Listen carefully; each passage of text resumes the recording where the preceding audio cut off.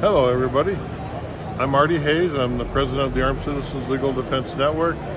Thanks for inviting me to spend a few minutes with you, Chris. The network is a 20,000 plus member organization.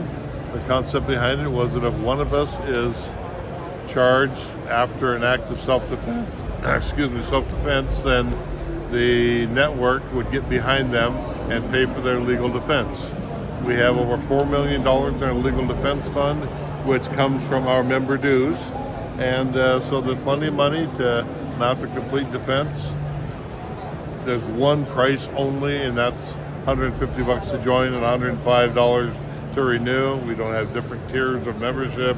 We're not an insurance company, so you're looking at the guy that's going to make the decision whether or not your case was a reasonable case of self-defense. And if it was, then we're going to fund it, and we'll spend what we have to spend to give you a complete legal defense. Fantastic. And you said that one price, right? So it's not a tiered?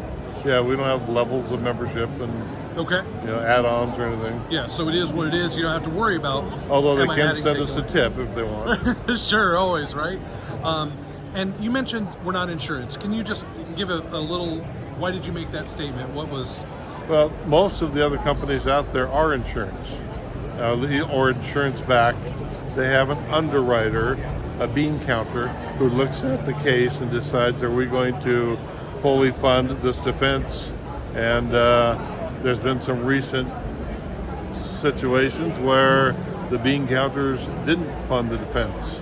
But that's not a problem with us.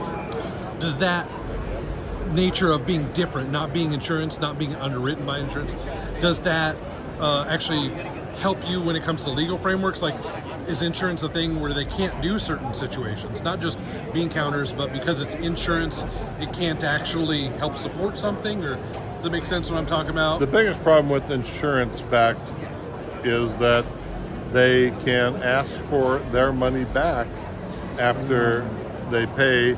If you decide to take a plea bargain, decide to plead a jaywalking, then you may have to pay them all their money back. Wow. Okay. Well, thank you, Marty. I appreciate it. You bet.